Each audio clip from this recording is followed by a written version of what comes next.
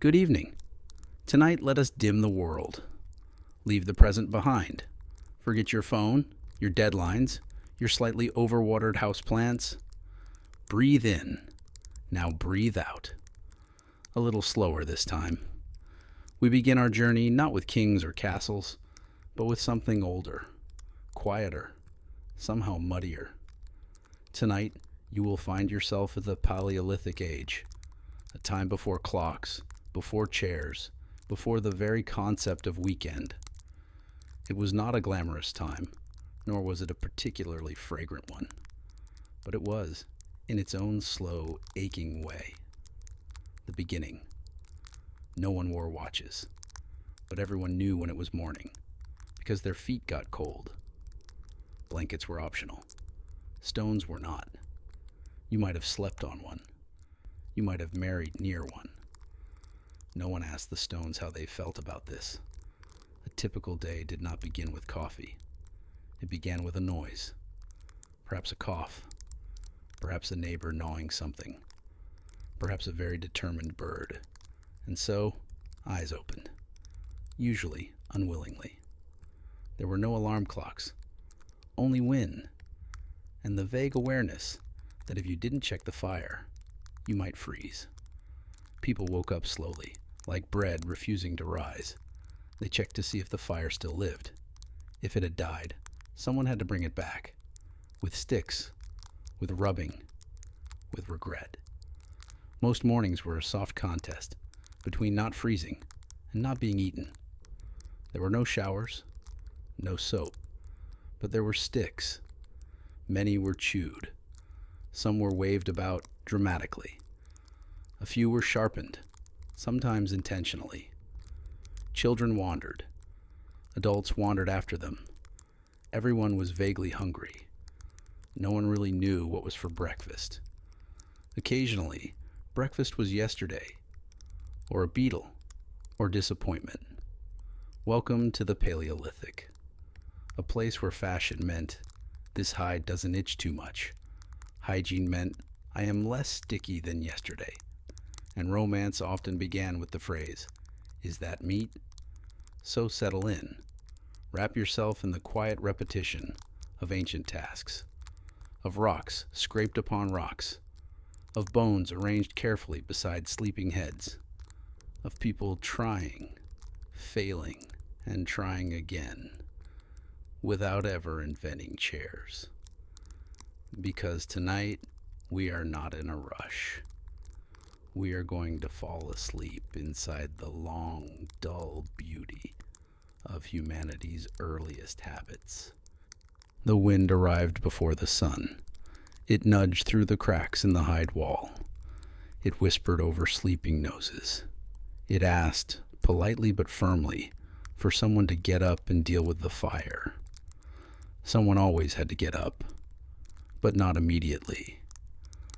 First came the long, noble tradition of pretending to still be asleep. Eyelids squeezed tighter, limbs curled into tighter shapes. Blankets, if one could call a damp animal's skin a blanket, were tugged a little higher. Nothing moved. Not yet. Somewhere nearby, a child rolled over and snorted. A piece of dried grass crackled beneath them. Someone else coughed. Not dramatically, not helpfully. Just enough to remind everyone that they were, indeed, still alive. There was a fire. Or had been. A few hours ago, it was glowing. Now it was just thinking about it. If you were unlucky enough to be the last one to fall asleep, you might be the one expected to check on it. If you were unlucky enough to be the first one to twitch, you had just volunteered. This is how mornings worked. No one asked you to rise with the sun. You simply rose with discomfort, or obligation, or the increasingly urgent feeling that your left foot had gone entirely numb. You sat up slowly. Everything cracked. Joints, neck, maybe something in the floor. The cave, or the hut, or the very confident pile of sticks smelled faintly of ash, damp hide, and the ambiguous aftermath of dinner. and there was always a toe sticking out from somewhere that should have stayed covered. Whoever stirred first was often greeted with a chorus of mumbles. Not words, just mumbles. The universal language of shared suffering. No one liked waking up, but everyone had agreed, silently, not to complain in full sentences, until the fire was revived. Rekindling the fire was a ceremony without joy. First, you poked it, because you had hope. Then you blew on it, because you were desperate. Then you sighed, stood up, and began gathering small sticks with the expression of someone betrayed by the very concept of warmth. The fire, when it came back to life, did so slowly. It needed coaxing, encouragement, sometimes a bit of old dried moss, sometimes a tiny prayer whispered through chattering teeth, and sometimes it needed to be started from scratch. This involved rubbing, not in a fun way, in the way that created blisters. 2 sticks, or 1 stick and a stone, or sometimes just a lot of grunting while trying to remember which technique had worked last time. Eventually, if the universe was in a good mood, a wisp of smoke appeared, then a glow, then a tiny flickering promise that perhaps this day would be survivable. With the fire alive again, the others began to rise, slowly, like reluctant plants, like potatoes deciding whether or not to sprout. Children sat up and immediately began pointing at things. They pointed at each other, at bugs, at nothing. One child discovered a feather and declared it to be theirs. No one disagreed. They all had bigger problems. Adults stretched, or tried to. Limbs creaked like old trees. Hair was matted in a direction not previously known to science. One woman brushed dirt from her arm, only to find more dirt beneath it. Another man pulled a bone shard from under his thigh and placed it gently beside his pile of treasured objects. He looked at it for a while. No one knew what he was thinking. Possibly nothing. There were no mirrors, no toothbrushes, no morning routines, just bodies waking up next to other bodies, and the collective understanding that survival began with group effort and ended with group compromise. The cave, or the clearing, or the haphazard lean-to, filled with the faint crackle of flame, the occasional cough, and the soft clatter of stone tools being moved slightly out of the way and then back into the same place. This was not a time for efficiency. It was a time for sitting, thinking, blinking, waiting for motivation to arrive. Often it didn't. Eventually, someone would rise with purpose. This person was not a hero. They were simply hungry enough to stand. They would begin checking the tools. Not dramatically, just absent-mindedly. Spears, knives, scrapers. Something that had once been a bone, and now had a rock tied to it. None of them were clean. Most of them were dull. All of them were important. Without tools, you couldn't hunt, or gather, or make convincing threats.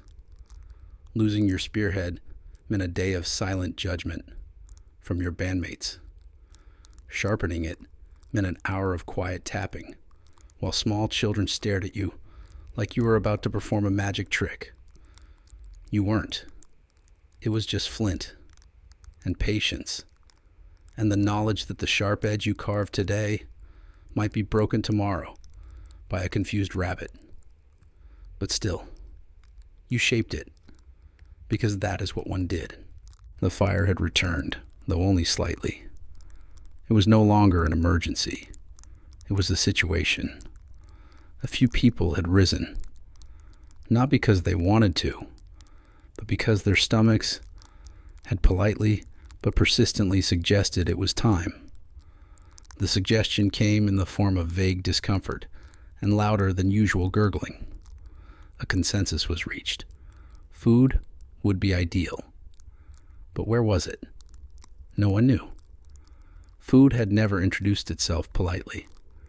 It never wrote letters announcing its intentions. It did not leave polite notes pinned to the hide wall saying, "See you in the berry thicket after sunrise." Food simply happened. Or it didn't. And if it didn't, the day would be very long.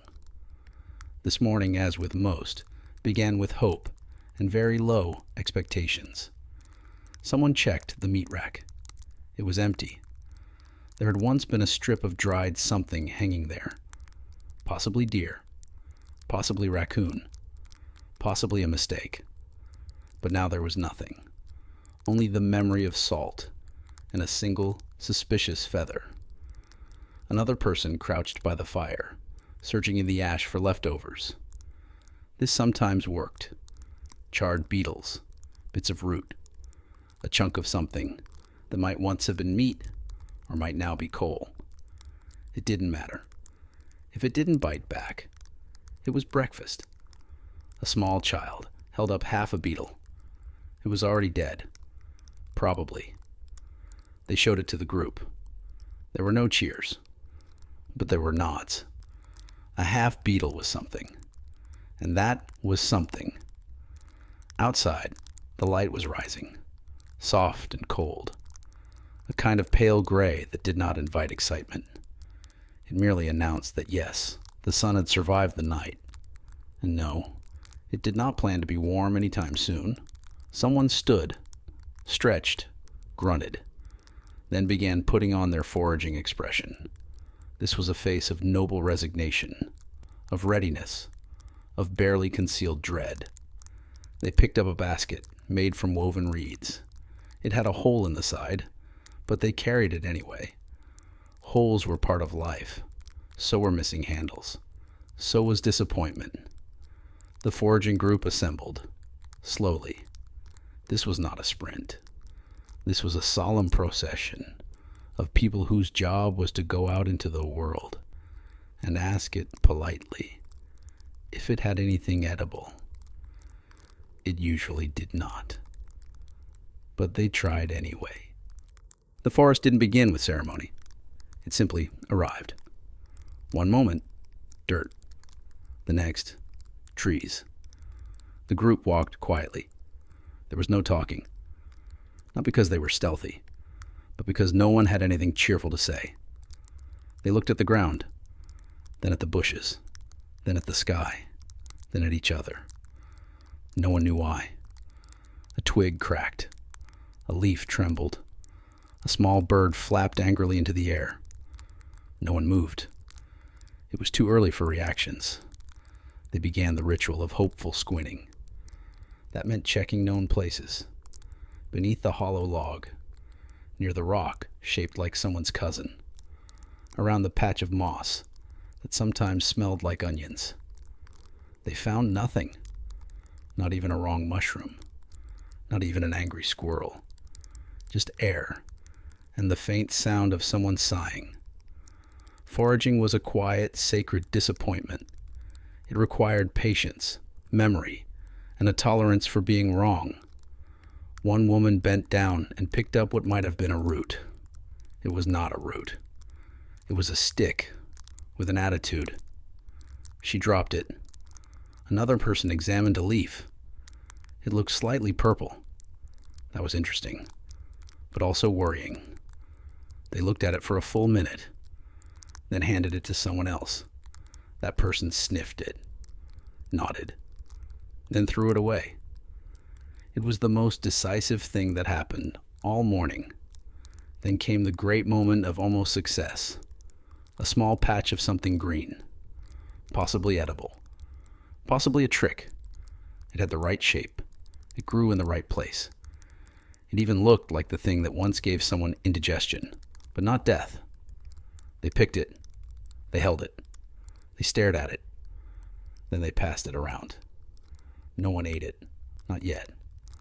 First it had to be judged and remembered and questioned by an elder who once mistook a pine cone for a fruit and lived to regret it. Eventually, it was decided. Yes, probably fine. So they took 3 more. Left 2 behind, as a gesture, to the forest, or to the squirrels. No one was quite sure. Meanwhile, back near the cave, the children had begun to explore the boundaries of patience. They had eaten nothing, but that hadn't stopped them from declaring they were full, then hungry, then sad, then ready to dig a hole for no reason. One child chewed on a bit of bark, not because it was food, but because it was there. Another poked a bug with a stick, then poked the stick with another stick, then dropped both and wandered off to ask if anyone had invented breakfast yet. A teenager declared he would hunt. He had a rock and an idea. He vanished into the brush, calling out the name of a rabbit he had never met. He did not return. Not quickly. Elsewhere, someone had spotted movement. A rustle. A flash of fur. The unmistakable blur of something with legs that didn't want to be eaten. A rabbit. A very fast rabbit. And not very large, but larger than a beetle. So by comparison, it was a feast. The man who saw it crouched. Slowly. Dramatically. Unnecessarily. He reached for his spear. His spear was gone. He remembered now. It had broken last week, during an incident involving a tree, and an argument about whose turn it was to chase the boar. But he had something else. A stick. A very good stick. He had carved it yesterday. Not because it was needed, but because it felt productive. It had a slightly pointed end, and several teeth marks from where a child had tested it. It would do. He crept forward. The rabbit froze. They locked eyes. It was a deeply unequal standoff. The rabbit twitched. He threw the stick. The stick missed. It hit a rock. The rock rolled. The man tripped. The rabbit escaped. Somewhere in the distance, a bird laughed. After the rabbit incident, expectations were lowered again. They had been low to begin with. Now they were beneath the ground. The group regathered. Slowly. Quietly. Each carrying something that might be edible. A handful of leaves. A few berries. Most of them squashed. A root with mysterious ambitions. And yes, the other half of the beetle had been found. No one knew if it was the same beetle. But spiritually, it was. They sat in a circle near the fire. One person sniffed the root. Another examined it closely. A third touched it and immediately decided not to. The berries were divided, unevenly, but without protest. The leaves were chewed, thoughtfully, with an expression that said, "Perhaps this is fine, and perhaps this was a mistake at the same time." No one spoke. There was no point. It was breakfast. After eating, if one could call it that, people sat quietly. The sun had risen a bit more. The fire had gained strength. The cave was no longer cold, just not warm. One man lay back and looked at the ceiling. It had no answers. Another woman washed her hands with a fistful of sand. She did not enjoy it, but she believed in tradition. A child offered their feather to the fire. The fire declined. There was still the rest of the day to endure. But for now, they had eaten. Slightly. And in the Paleolithic world, slightly was often the best you could hope for. There were no toolboxes, no tidy rows of sockets, no pegboards, no helpful drawers labeled sharp things. Just a pile of rocks that weren't quite rocks anymore. They had been touched, rubbed, whispered to, shaped into things that were maybe tools, maybe memories, maybe both. In the Paleolithic world, the only real difference between a tool and a rock was whether someone had been emotionally invested in it for at least an afternoon. And most people had. Tools were not mass-produced. They were not standardized. They were not made in Switzerland and guaranteed for life. They were made one at a time, with hope and patience, and the kind of stubbornness that required you to keep tapping a stone for 4 hours, while everyone around you quietly hoped you were done. This was how tools were born. It always began the same way. You sat on the ground, or near the ground, or slightly inside the ground, if it had rained recently. You found a flattish rock and placed another rock on top of it. Not too hard, not too soft, not too round, not too whatever the last one had been. Then you picked up a third rock. This was your striker. You looked at it and looked back. The two of you entered a relationship that would last anywhere between 3 minutes and most of the afternoon. You struck. Nothing happened. You struck again. Still nothing, except for the faint bruising of your pride. On the third strike, something flaked. Not perfectly, not usefully, but differently. A sliver chipped off. You turned it over, admired it, then chipped it again. Accidentally? Badly. It was ruined. You began again. Tools didn't have names, but people had favorites. There was the hand axe, which was just a pointy rock you could hold without bleeding. There was the scraper, a flatter edge used to remove things from other things, mostly hides, sometimes dignity. There was the chopper, which wasn't really for chopping, but more for intimidating small sticks. And then there was the hammerstone. Everyone had one, or had stolen one, or had lost one, and claimed it was stolen. The hammerstone was not just a tool. It was a companion. It had weight. It had history. It had a dent in one side that looked a little like someone's cousin. You didn't lend your hammerstone unless you wanted it to return slightly worse, slightly wetter, and carrying new trauma. One man, his name was either Gur or possibly just a sound he made while sneezing, had recently lost his favorite scraper. He blamed his cousin. His cousin blamed the teenager. The teenager said he left it by the rock shaped like a foot, but not the left foot, the other one. They searched. They found a rock. It was not the scraper. They kept it anyway, just in case. Tool envy and the politics of sharpness. Some people were better at tool making. No one liked them. They would sit by the fire, chipping flint with serene confidence, their blades coming out thinner, shinier, more symmetrical. They would pretend not to notice the admiration, or the jealousy, or the offers of slightly wilted berries in exchange for just one sharp edge. A man who made good points could rise in status, not officially, but people asked him to help more, gave him better meat, let him pick the warmer side of the sleeping pile. In the absence of kings, the flint napper was king, until he chipped the wrong angle and broke his own best scraper. Then he was just a man, with a sad lap. Theft, borrowing, and mysterious disappearances. Tools disappeared.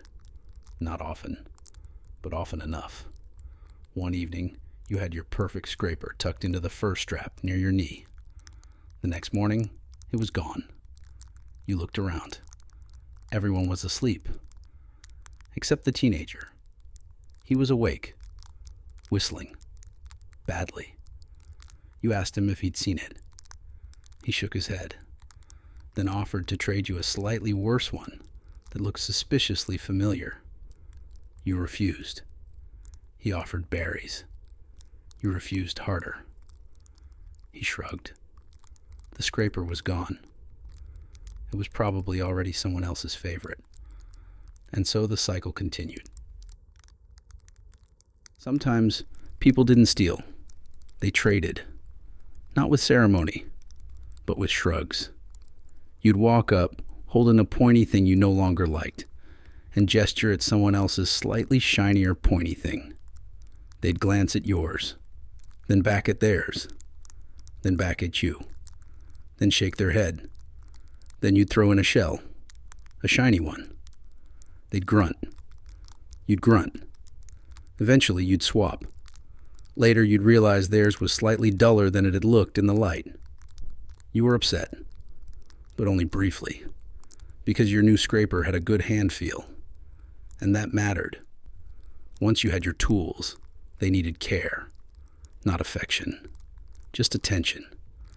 Edges dulled, stones chipped, handles cracked, sinew bindings frayed like the patience of a man asked to fix the same spear 3 times in 1 week. Tool sharpening was a constant chore. You sat by the fire. You took your flint. You tapped it. Sparks flew.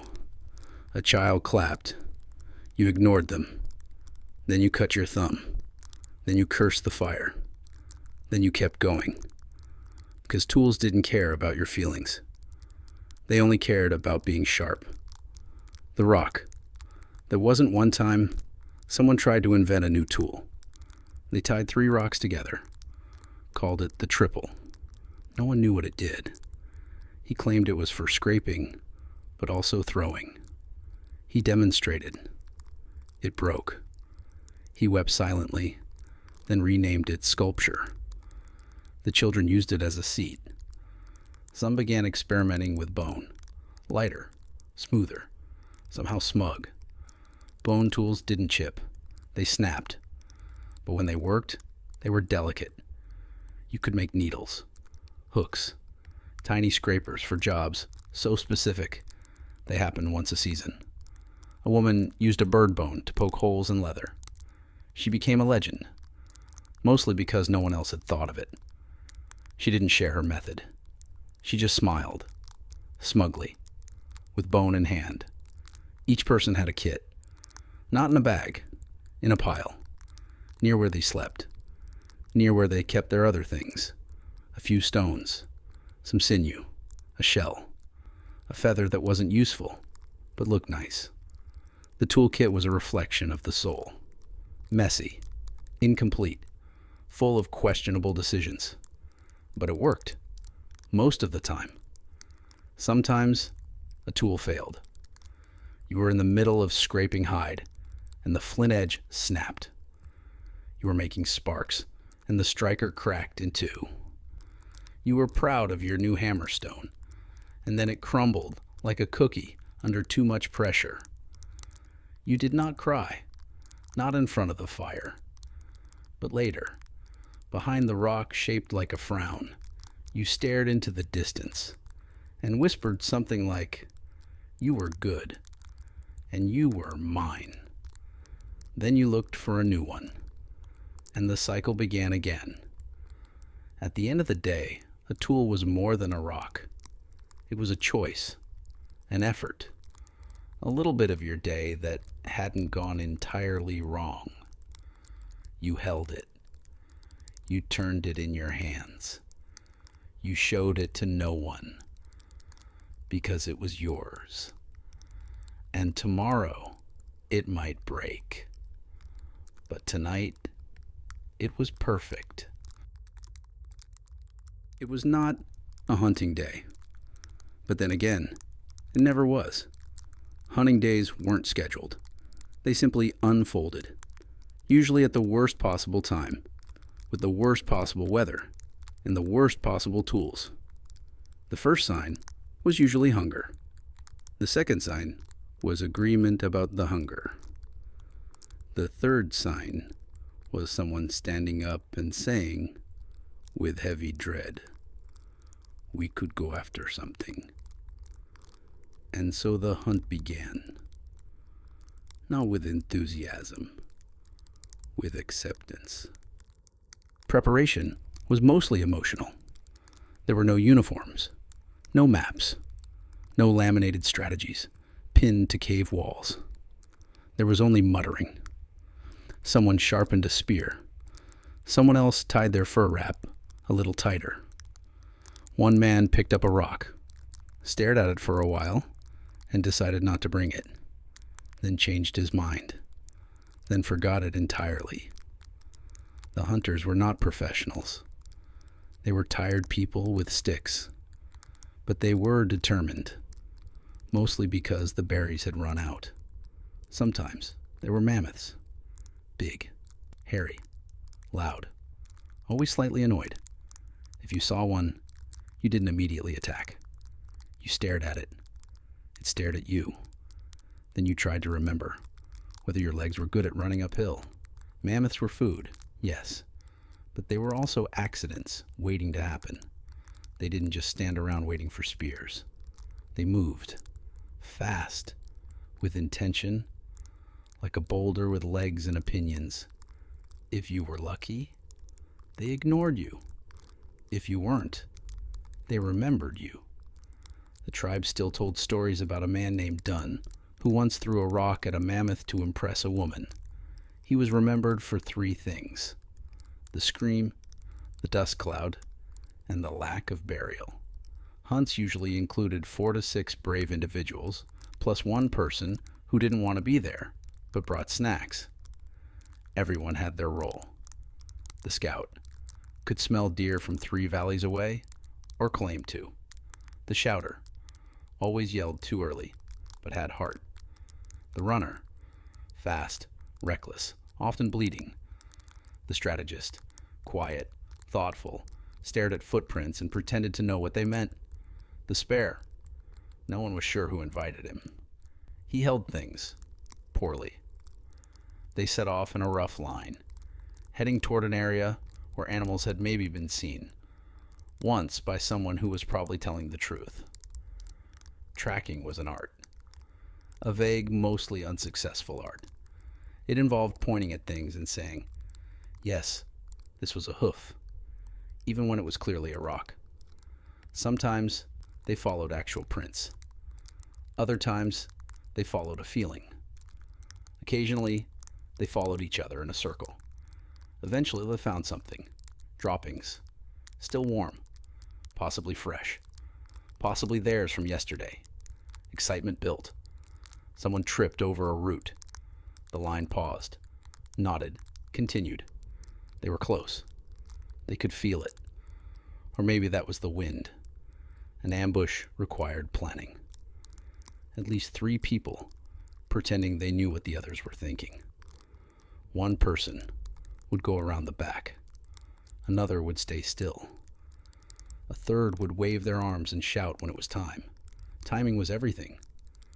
Unfortunately, there were no clocks, only instincts, and a vague countdown involving fingers and eye contact. They saw something in the grass, something large, possibly meat. The scout nodded. The runner nodded. The spare sneezed. Everything fell apart. It was not a loud sneeze, but in the wilderness, every sound mattered. The creature in the grass, possibly a boar, possibly just a rock with confidence, bolted. The group froze. The shouter shouted too late. The runner ran into a bush. The scout threw a spear and hit a tree. The strategist sighed deeply and wrote a story in his mind that blamed everyone except himself. The creature was gone. The sneezer apologized. No one responded. Very occasionally, something worked. They spotted a deer. It did not notice them. The runner got into position. The shouter remained silent. The spear flew. It hit. Not perfectly, but enough. The deer stumbled. The group rushed forward. There was yelling, barking, joy. And then the deer got up and ran away, still bleeding, now angry. The runner chased it, waving his arms. He did not catch it, but he did scare off a group of birds. He returned with a single feather and a story about how close it had been. They nodded. It was always close. Small game, big joy. Eventually, someone spotted a rabbit. Tiny. Innocent. Possibly a hallucination. They froze. They whispered. They raised a small rock. They threw. They missed. The rabbit ran, but not fast enough. The spare stepped forward, tripped, and landed directly on it. A muffled squeak. A brief struggle. Silence. He sat up. The rabbit was no longer living. The group stared, then cheered. Not loudly, just enough to respect the moment. The spare beamed. He had contributed. Finally. They returned to camp, not triumphant, but not empty-handed. They carried the rabbit, a few feathers. One man had a bruise the size of a gourd and insisted it was from battle. The others let him believe it. At camp, the fire was still alive. The children ran to see the catch. They were unimpressed. The rabbit was not large, but it was meat. The group sat. They roasted. They ate. Everyone got at least one bite, except the teenager, who had gone off alone to hunt a shadow and had not returned yet. What was learned mammoths are fast and unkind. Boars do not respond to hand signals. Spears must be sharp and also thrown in the correct direction. Rabbits are easier to kill with clumsiness than skill. Sneezing should be scheduled in advance. What was earned dinner? Barely. Sore legs? Definitely. A new story for the fire? Absolutely. And most importantly, the shared silence of people who tried something very difficult and sort of succeeded and sort of failed and agreed not to talk about the failure too loudly. They had hunted. Sort of. And they had returned. Entirely. That was enough. The quiet departure. No one announced that the gatherers were leaving. There were no horns, no cheering, no waving of spears in the air. There was only a quiet shrug, a basket with a hole in the side, and the slow, patient tying of hide sandals that were already falling apart. They didn't call it an expedition. They didn't even call it gathering. They just stood, looked around, picked up a sack or a stick or a sleepy child, and walked slowly away from the fire. The hunters had left earlier, with yells, with purpose, with someone tripping over a log and pretending it was on purpose. The gatherers left later, with silence, with hesitation, with slightly better plans. They were not looking for glory. They were looking for anything vaguely edible that didn't scream when picked up. And in this world, that was a rare and beautiful thing. The basket with the hole. Every gatherer had a basket. Some were made from woven reeds. Some were made from leftover fur and hope. One was technically a hollowed-out gourd tied to a stick with sinew and stubbornness. None of them were perfect. Most had holes. No one complained. They simply learned to tilt the basket slightly, to the left at a 43-degree angle, to prevent the berries from falling out. Unless, of course, they were already out. In which case, they picked them up and started again. This was the rhythm of gathering. Pick something up, drop it, pick it up again, forget why, smell it, taste it, regret it, then save it, just in case. The gatherers didn't speak much, not because they had nothing to say, but because saying it usually startled the birds. And today, the birds had opinions. The sacred art of picking the wrong mushroom. There was always one person in the group who believed they were an expert. They would point to a mushroom and say, "Not that one. That one's angry." The others would nod, not because they agreed, but because no one wanted to be the one who got the angry mushroom. The criteria for edible fungi were unclear, but passionately defended. If the cap curled under, it was fine, unless it was too curled. If it grew on bark, it was sacred, or cursed, depending on the moon. If it smelled like sadness, it was either very good or very bad. They never wrote these rules down. They just argued about them every morning for roughly 17 minutes. One man insisted that mushrooms with spots were dangerous. Another woman said she had eaten one yesterday and felt great. He asked her if she had spoken to a tree. She nodded. He took a step back. The mushroom was left untouched. The slow, uneventful chase of stationary food. Most gatherers began the day with optimism. Not dramatic optimism, just the quiet kind. The kind that said, maybe I'll find a handful of berries that aren't moldy. Or, perhaps today, this root will taste slightly less like despair. They stepped carefully, not because of danger, because of mud. Mud had no sympathy. It pulled at hide sandals with the strength of 10 hunters and the commitment of a disappointed parent. One woman lost a shoe. She didn't stop. Shoes were optional, but finding something useful was not. Sticks are also something. Not everything gathered was food. There were sticks. Not just any sticks.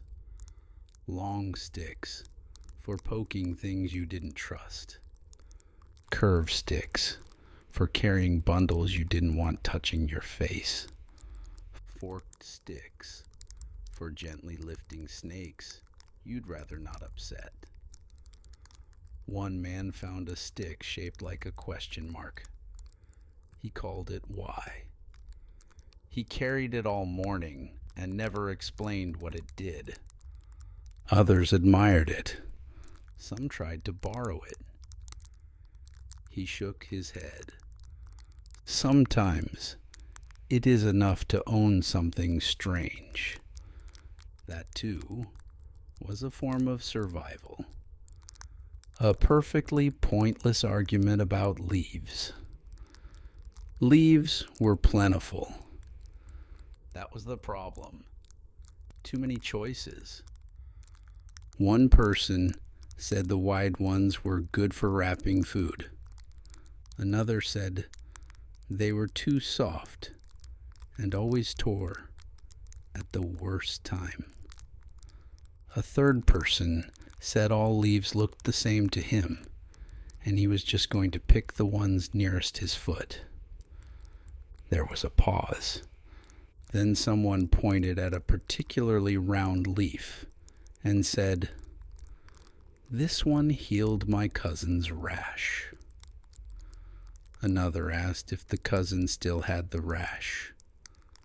There was no answer. The leaf was picked anyway, and carried, and forgotten. Like most things, finding bark that looks ambitious. Bark was more than decoration. It was a building material, a food source, a chew toy. Some people believed it cured headaches. Others believed it caused them. One woman preferred birch. She said it tasted less like regret. A man claimed he once ate pine bark and saw a vision of a giant bird wearing shoes. No one believed him, but they still asked which tree it came from. He pointed. The tree looked tired. They left it alone. Some barks were sacred. Some were snacks. All were chewy. None were satisfying. A stone that might be a tool or a friend. Halfway through the day, someone found a stone. It was flat, smooth, worn down by time or water, or the careful polishing of ancient fingers. They held it, turned it, tapped it against their palm. It made a soft, pleasing thunk. They smiled. They didn't know what it was for, but it fit in their hand in a way that felt like something. They kept it, not in their pouch, in their other hand. It stayed there until dusk. Sometimes you don't need a reason. Sometimes you just need to hold a rock. The emotional weight of firewood. It began with a single stick, not because it was special. It was simply closest. Then came another, then another, then a branch that was definitely too large, but no one wanted to admit it. Firewood wasn't glamorous. It wasn't even appreciated, but without it, the fire would die. And when the fire died, people became slightly more polite to whoever had remembered to gather the firewood the day before. This was how respect worked. Quiet, unearned, occasional. The ritual of dropping it. No one carried firewood well. There was no technique, no bundle that didn't unravel halfway back, no arm load that didn't shift in that particular way, that made your elbow cramp and your soul deflate. And so, the wood was dropped regularly. One person dropped theirs 6 times in a row. Another dropped it, picked it up, then immediately dropped a different piece while adjusting the first one. Someone else gave up and simply dragged theirs behind them. This worked for a while, until the stick got caught in a root and launched itself into a bush. The bush responded poorly. The stick was never retrieved. There were rules, unspoken, unreasonable, unenforced. Dry wood was sacred. Green wood was frowned upon, unless it was shaped like something interesting. Wet wood was blamed on whoever arrived last. Some argued that bark burned better if peeled. Others believed the bark was the point. One man claimed certain sticks crackled in a comforting way. Another woman said crackling meant ghosts. They agreed to disagree, then traded bundles.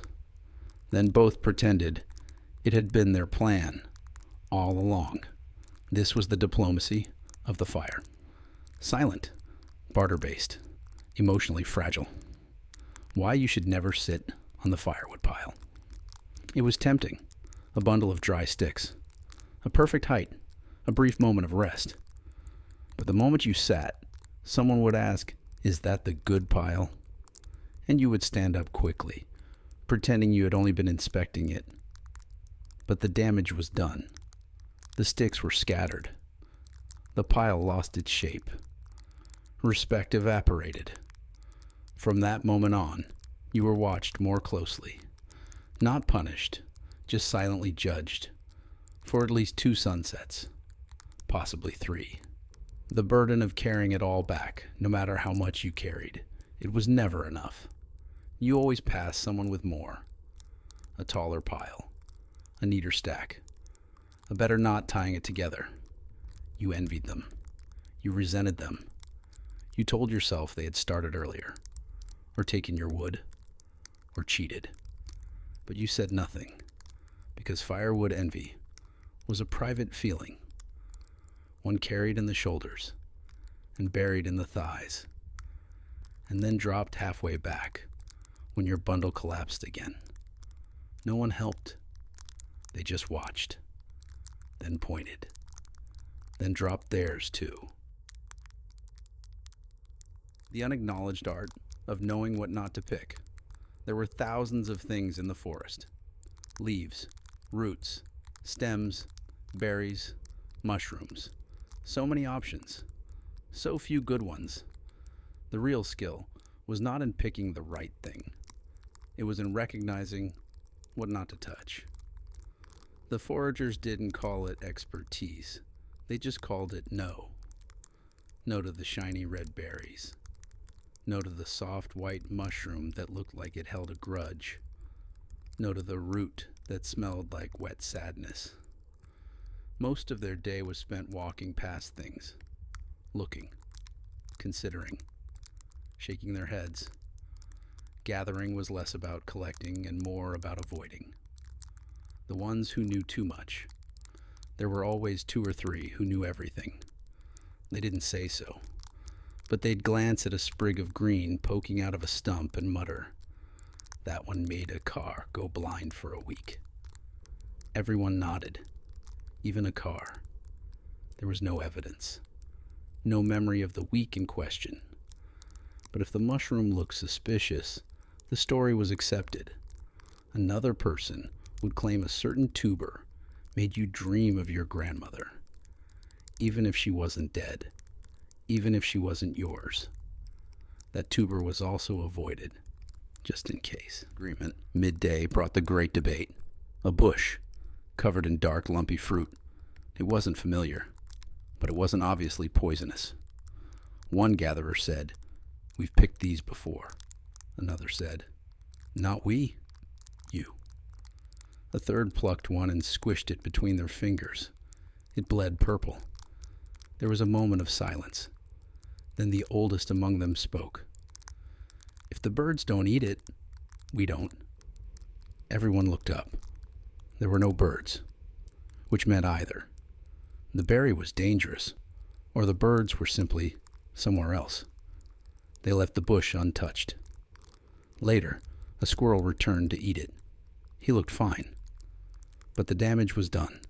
The berries had been officially cursed. The false joy of an almost edible root someone dug for half an hour. Their hands were muddy. Their fingernails, already tragic, now held twigs and questions. They finally unearthed a root. It was thick, pale, possibly sentient. They held it up with pride. Then the expert tilted her head and said, "That one's bitter. Only good if you boil it for 2 nights." They had no pot, no 2 nights. They placed it gently on a rock, like a gift no one wanted, and walked away. The root remained there for a week. It sprouted slightly, then dried up. No one touched it. The great joy of a mild success. Then, without warning, they found something real. Berries. Not many, but real. Small, dark, dusty, familiar. The kind that stained your fingers and made your lips stick together just slightly. The gatherers paused. They knelt. They picked. Slowly. Gently. Each berry held like a treasure. Not because it was valuable, but because it was certain. These were safe. These were food. They gathered what they could. Enough for 1 good handful each. No more. The rest were left behind. Not out of generosity. Out of exhaustion. Out of reverence. Out of superstition. No one said it, but everyone felt it. Take too much, and the bush might remember. Why the quietest people always saved dinner. They never led the group. They didn't have the biggest basket. They didn't shout about discoveries or argue about bark. They simply walked, slightly behind, watching, noticing. They were the ones who bent down quietly, when no one else was looking, who peeled the moss back from a fallen log and whispered, "Yes, this." They had no dramatic tools, just a pouch, a quiet mind, a memory for places, and they always returned with something, a cluster of nuts, a handful of sour roots, a plant no one else thought to check twice, the places no one bothered with. They went where others didn't, behind the bramble thickets, up the hill that no one liked climbing, under the tree that everyone swore was haunted because it creaked once during a windless nap. There, tucked in the shadow, they'd find the thing, not always glorious, but always useful, the kind of tuber that tasted bad, but filled you up, the kind of herb that made boiled water taste like something slightly better than water, the kind of bitter leaf that, when chewed, stopped the aching in your back teeth. No one else found those things, because no one else looked there. The pouch of secrets. They didn't keep a big pile, just a small pouch, worn, lumpy, tied with a strip of sinew. If you looked inside, you wouldn't understand it. One mushroom cap, dried. One small nut, cracked and empty. A sprig of something wilted. A folded leaf. But they knew. They remembered what each thing did when it was found, who had used it last, what it had cured, or nearly cured, or definitely made worse. And they brought these things out slowly when someone needed them. A sore throat, a rash, a burn, a sadness. They didn't offer cures. They offered attempts, and sometimes attempts were enough. The return, without drama. As the sun dipped lower, the gatherers returned. Quiet. No triumphant cries. No dragging of carcasses. Just tired footsteps. Stained hands. A few things carried in folded bark, or between two flat stones. Some children ran to meet them. They were disappointed. There was no meat. But one of the quiet ones knelt, opened her pouch, and handed the child a roasted nut from the last time. The child smiled. It wasn't much, but it was dinner. Around the fire, the truth appeared. The hunters returned too, covered in sweat and stories. They had lost a spear, chased something, been chased, nearly won, definitely lost. They had bruises and excuses. The gatherers didn't interrupt. They just placed their finds in the center, slowly, modestly, repetitively. A pile of greens, 2 handfuls of dried mushrooms, the bitter leaves for boiling, a root to chew slowly, with a grimace and determination. The hunters frowned. "This isn't food," one said. The quiet one handed him a cup of warm water, flavored with bark. He drank it. He didn't thank her, but he ate the root and kept chewing. The real reason they were remembered. In the cave paintings, the hunters were large. They had spears, bows, chins. The gatherers were small, bent, anonymous, but still there, always there, in the background, carrying leaves, carrying the firewood, carrying the group, not with strength, with presence, with patience, with things no one else thought to bring. Dinner didn't always come from the hunt, but it almost always came from someone who hadn't said a word all day. And now, as the sun begins to sink behind the trees, we step away from the wild chase of creatures with tusks, and into something smaller, quieter, less glorious, but more permanent. We turn toward the places where early people tried, often unsuccessfully, to stay dry, where comfort was invented, misunderstood, and then gently abandoned. This is the part of the story without roars or spears. Just wind and grass and a pile of rocks that someone once declared a home. Tonight, we'll enter these shelters. We'll examine their wobbling walls. We'll sit on furniture made of stone and pretend it's soft. We'll listen to the slow drip of rain through the good wall, the not-so-good wall, and the wall that everyone agreed not to lean on anymore. These are the domestic matters, the architecture of barely holding it together. And it all begins with a stick, a rock, and the vague hope that something might not fall over before morning. There were no blueprints, only vague hope. No one planned a Paleolithic home.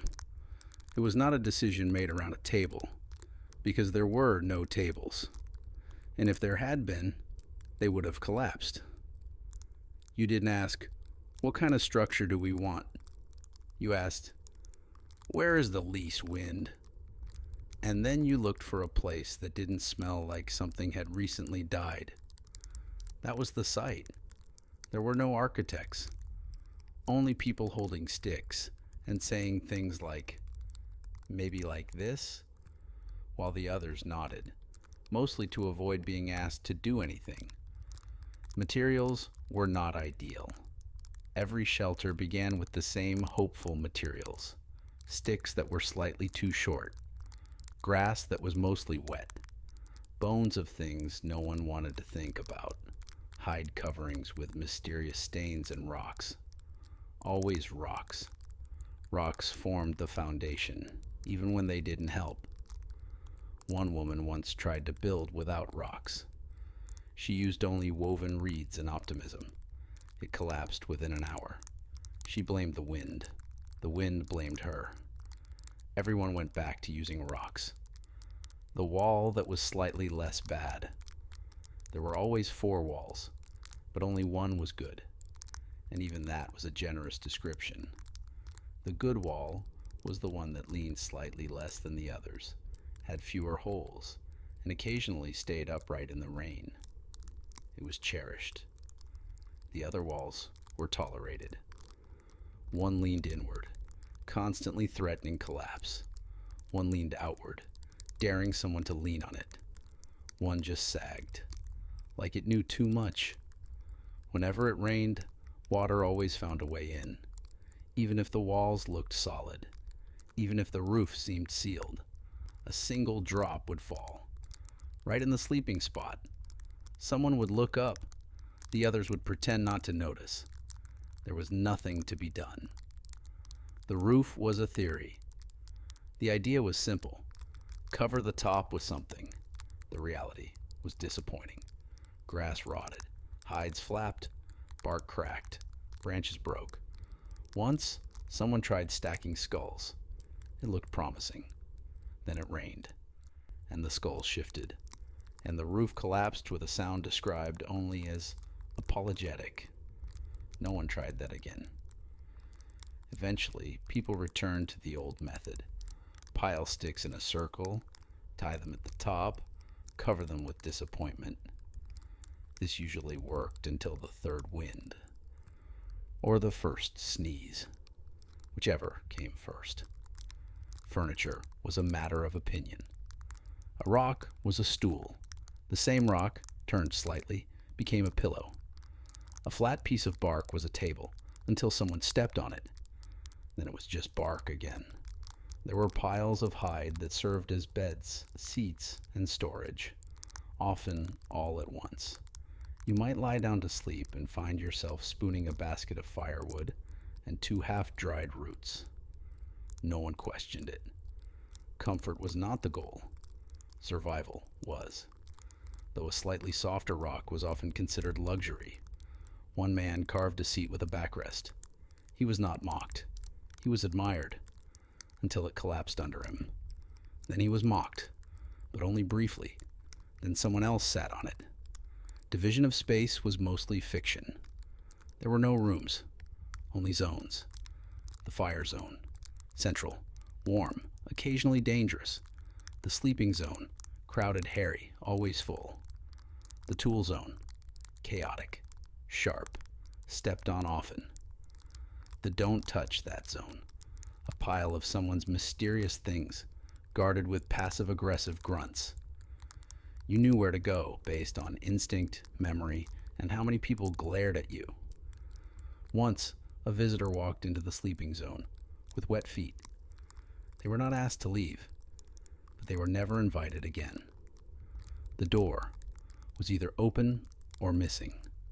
Most homes had no door, just a flap, or a gap, or a series of sticks arranged in such a way that people felt guilty stepping through them.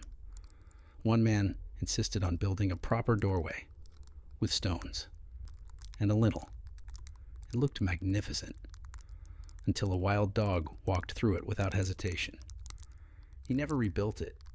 Instead, they hung a hide over the opening and called it done. When the wind blew, it flapped. When it rained, it flapped. When someone sneezed, it flapped. It was a very flappy door, but it was better than nothing. And that was the highest praise architecture ever received. Now, let us drift toward a quieter kind of chaos. Not the kind with charging beasts or thunder over the plains, but the kind that begins with a wail just before sunrise and doesn't quite stop until nightfall, or ever.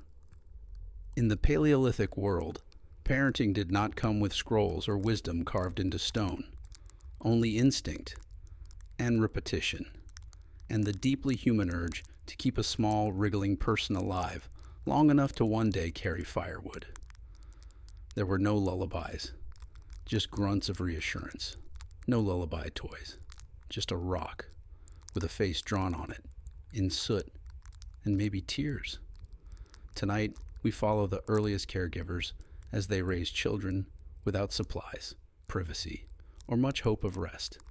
They did their best, and their best was sometimes good enough. No one asked to become a parent. There was no baby shower. There was no gentle announcement, no name carved into driftwood, no friends arriving with gifts and gossip. There was just a realization, usually late at night, usually while trying to sleep next to a cooling fire, that someone in the group was now noticeably larger and sighing a lot more. Then came the birth. It was not elegant.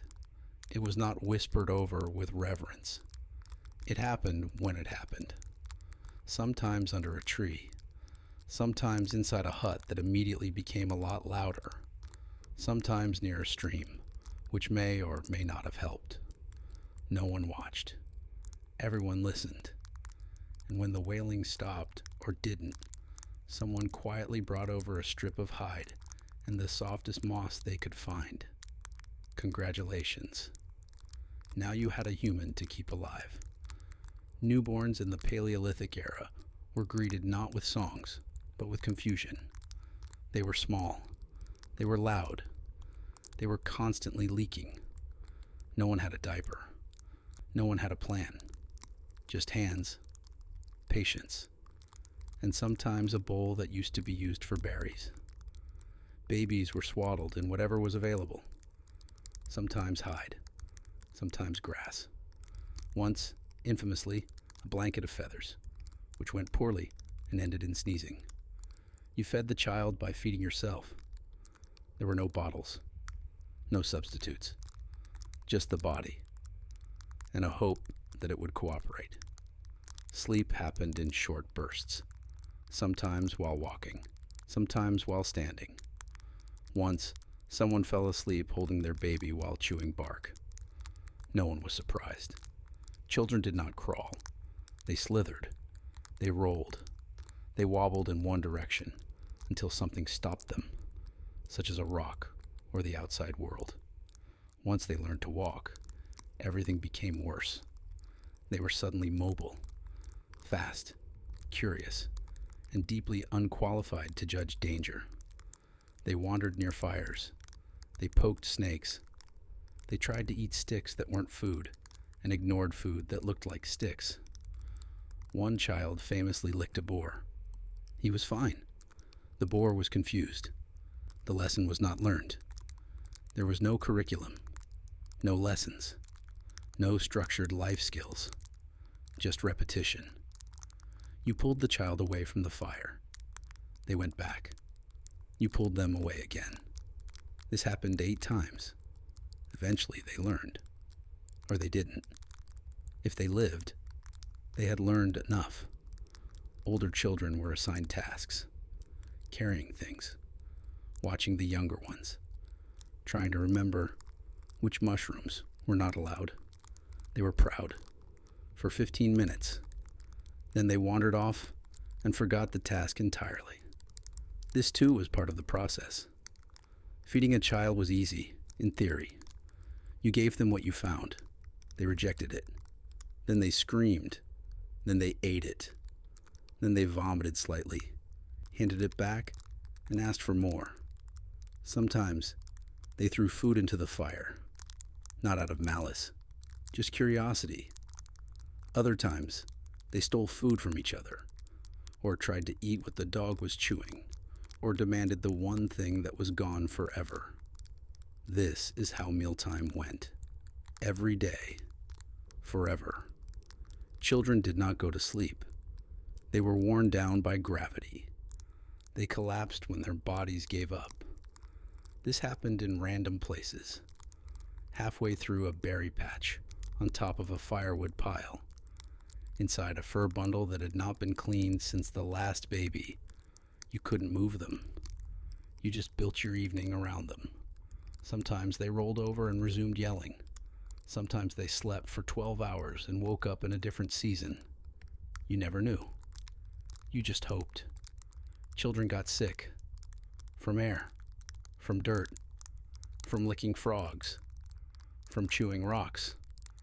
The remedy was usually a leaf, or a root, or a chant. Sometimes it worked. Sometimes the sickness left on its own.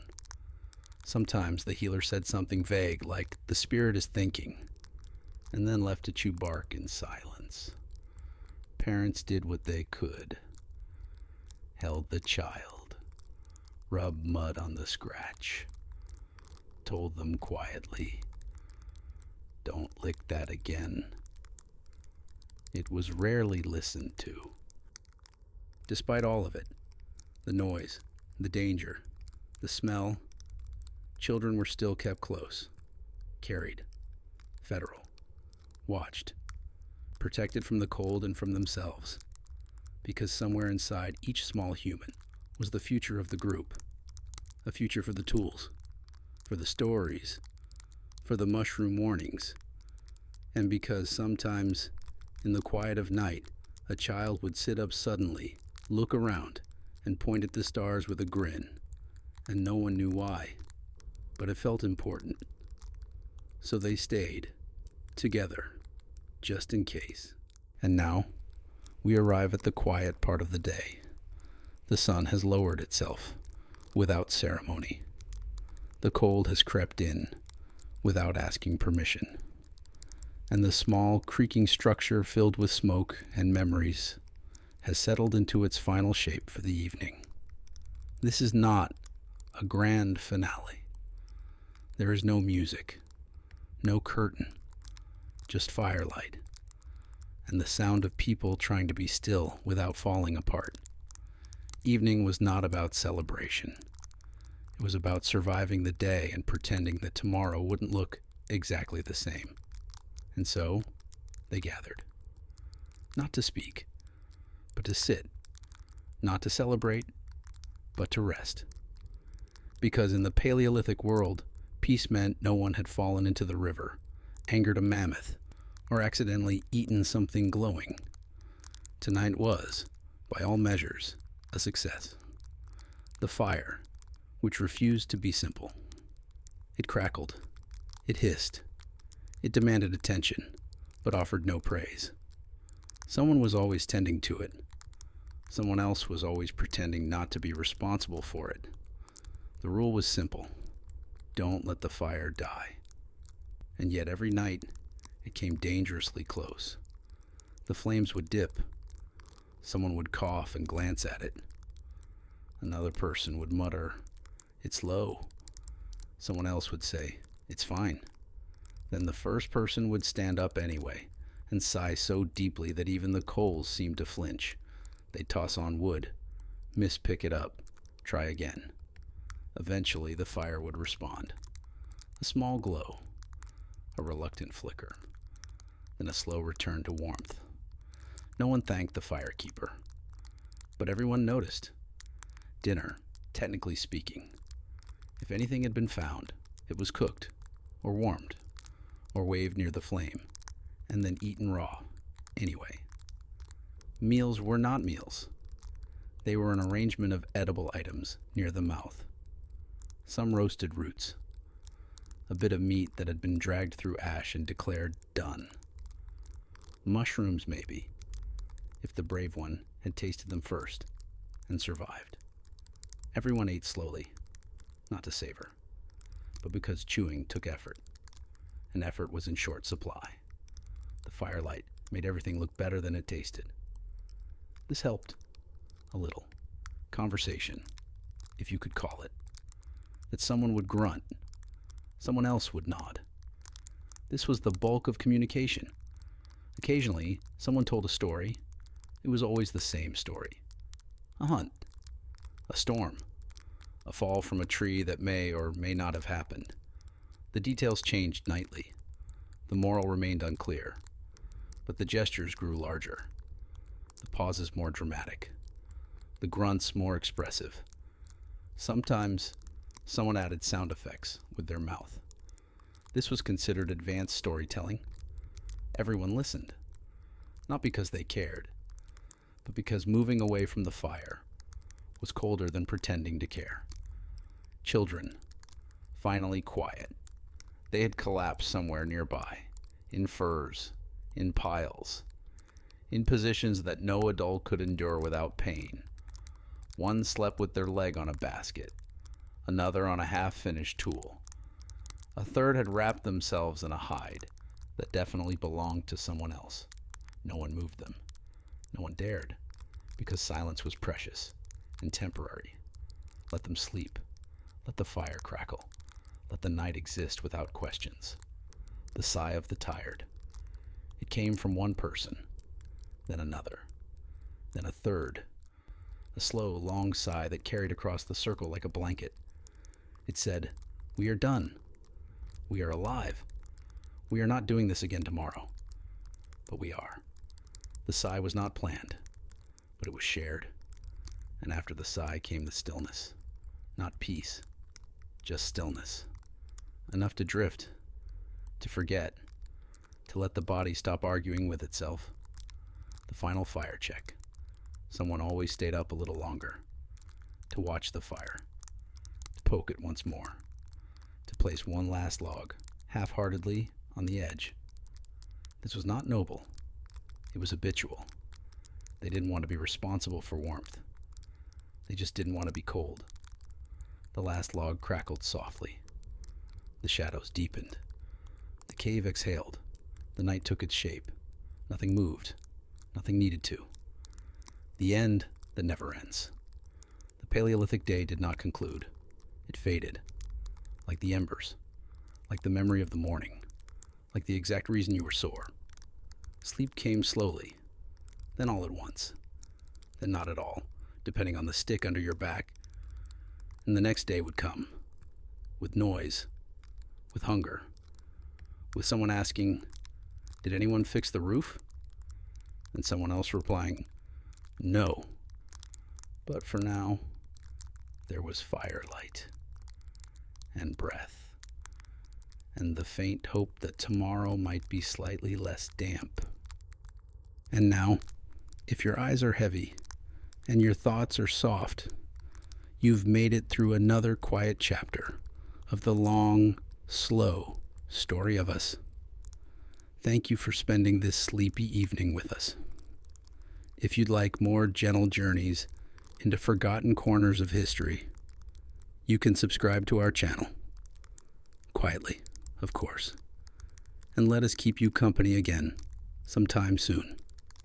And if there's a particular story you'd like us to wander through next, something strange, something slow, something wonderfully unimportant, leave us a comment below. We read them. Slowly. Thoughtfully. Probably while chewing something slightly burnt. But for now, rest well, and may your fire never go out. Good night.